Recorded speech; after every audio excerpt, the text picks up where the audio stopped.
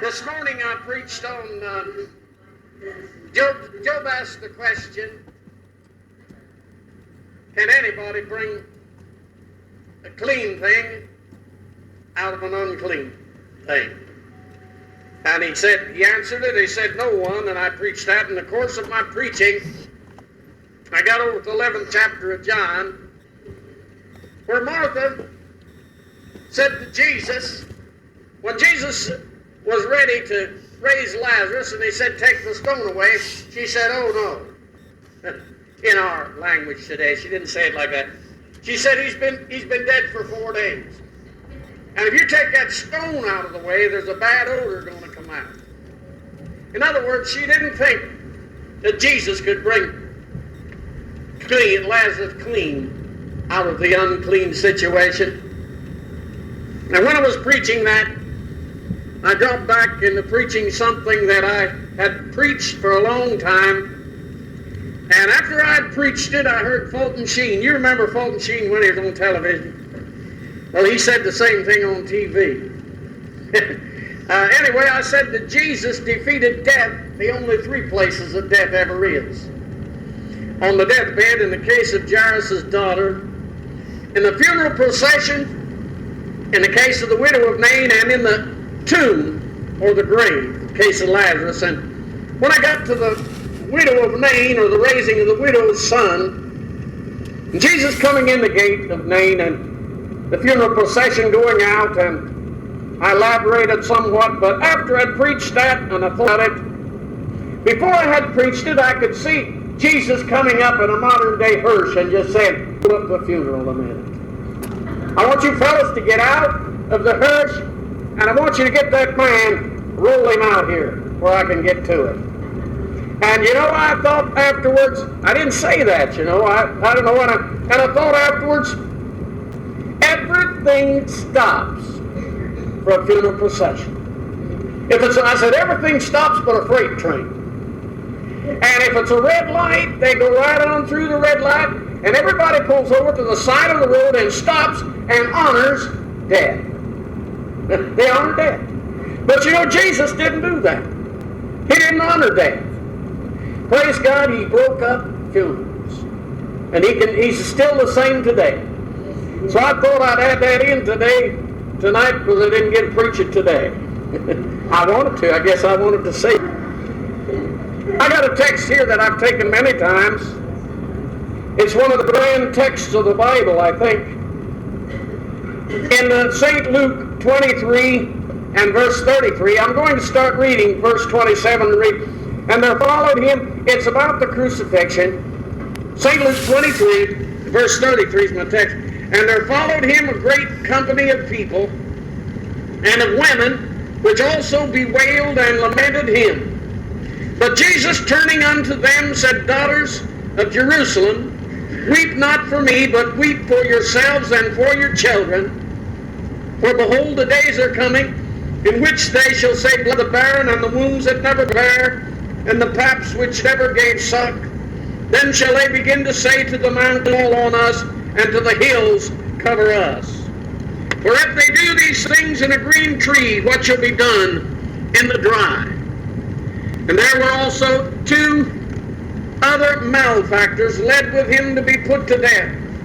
And when they were come to the place which is called Calvary, there they crucified him and the malefactors, one on the right hand and the other on the left. And I'm taking my text, of course, from that place called Calvary. I'd like to direct your attention to the 22nd Psalm. I'm going to just speak something from there. You know the 23rd Psalm, what that is? The Lord is our shepherd and I shall not want. But many people do not know that the 22nd Psalm, way back in David's day, depicted the crucifixion. Told about the crucifixion, which was not a Jewish method of execution, but a Roman at that time. But I did some research on crucifixion, and they say that it could go back as far as Persia. It seems to be that the practice of nailing up firm And it was very much a disgrace. It was a shame to be crucified. I think it was Cicero, the Roman, that said, "Let it never come near a Roman citizen,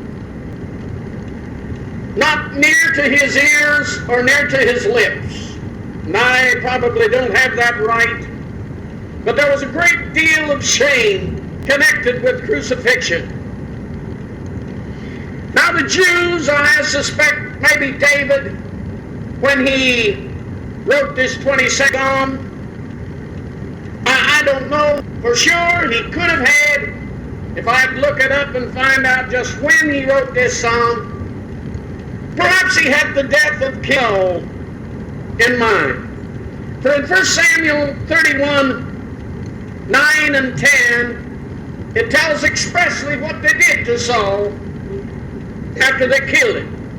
Verse 7, "And when the men of Israel that were on the other side of the valley," that's 2 Samuel 31, verse 7 there, "and they that were on the other side of Jordan saw what the men of Israel fled, and that Saul and his sons were dead, they forsook the cities and fled, and the Philistines came and dwelt in them. And it came to pass on the morrow, when the Philistines came to strip the slain, that they found Saul and his 3 sons fallen in Mount Gilboa." That's where he died. "And they cut off his head, and stripped off his armor, and sent into the land of the Philistines round about to publish it in the house of their idols and among the people. And they put his armor in the house of Ashtoreth.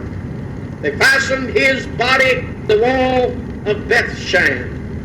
And what I wanted to read that for was expressly to tell you that they fastened his body to the wall of Bethshan.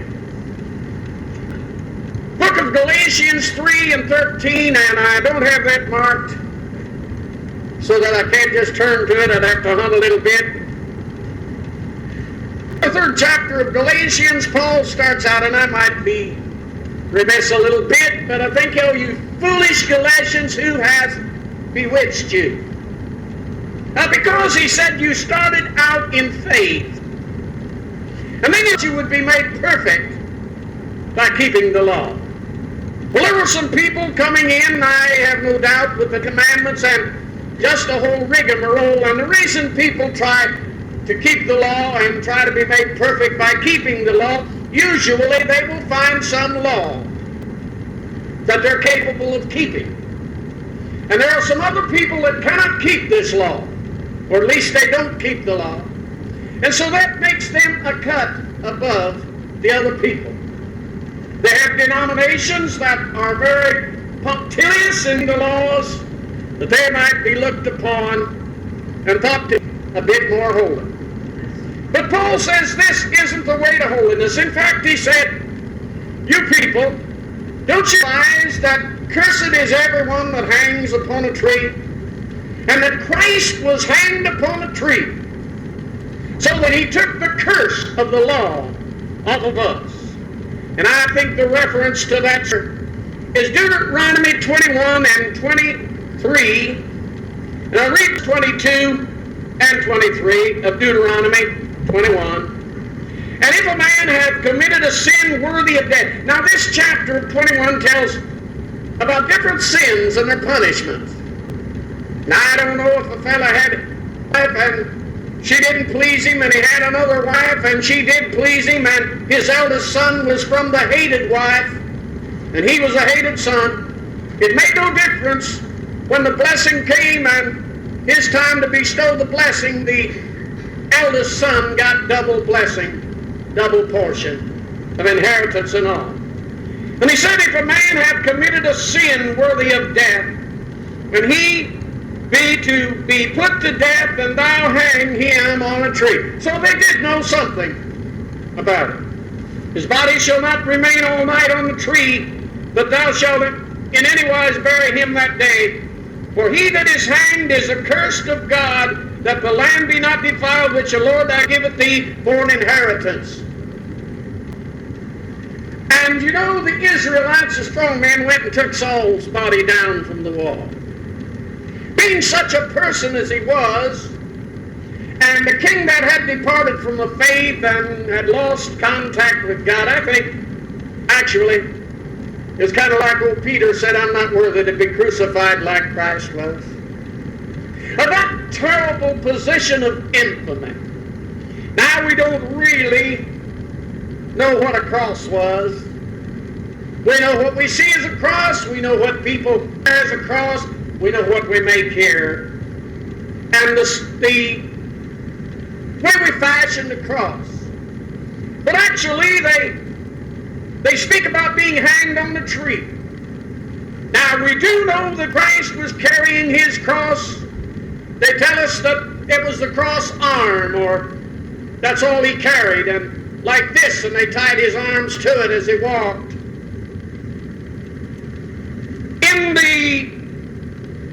It was a television presentation at Easter time, Jesus of Nazareth. Some of you might have seen it. They carried it for a number of years, and he carried a cross arm like that. And then when they crucified him, they crucified several of them on a scaffold. That's the way that the people that wrote that thought they did. They crucified so many. Somebody said, well, there were two thieves, one crucified on either side of Christ, but there was probably a number of people that were crucified on Calvary on that day. And so that whatever it was that Christ carried, there they nailed him to the tree, and he suffered and bled and died. But somebody said, what you got to remember about crucifixion, or about Calvary, a place called Calvary, was that it was a place of crucifixion, a place of execution. What Sing Sing is to New York, Calvary was to the city of Jerusalem. It was a place of execution. And then I want to say, secondly, a place of death. We could talk about the death of Calvary, what usually killed those people. They tell us that most of them died from asphyxia. That is, they smothered to death. Because they claim if you're hanging by your hands for a protracted length of time, that these great pectoral muscles, the chest muscles, become useless. And then the persons being executed would, sometimes the cross was fixed with a rude saddle to rest their weight on, sometimes it wasn't. We don't know what they had when Christ was crucified. But sometimes through the nails in their feet, they would raise themselves to relieve their muscles and take a few shallow breaths of air, only to fall down exhausted again and begin to smother all over. Suffering one of the nameless terrors of the cross, crucifixion, such a death. Now, David describes it and said his bones are out of joint. And he says, speaks of other things, but he speaks about the suffering of Christ, and he said, the bulls have compassed me. They gaped upon me with mouths as a ravening and roaring lion. He said, I am poured out like water. All my bones are out of joint. My heart is like wax. It is melted in the midst of my bowels. Now, bowels in the King James language, they meant your liver, your lungs, your heart, all of your internal organs. Did not specifically mean the digestive tract, but all of the organs that make a person. He said, my strength is dried up like potsherd. My tongue cleaveth to my jaws, and thou hast brought me into the dust of death.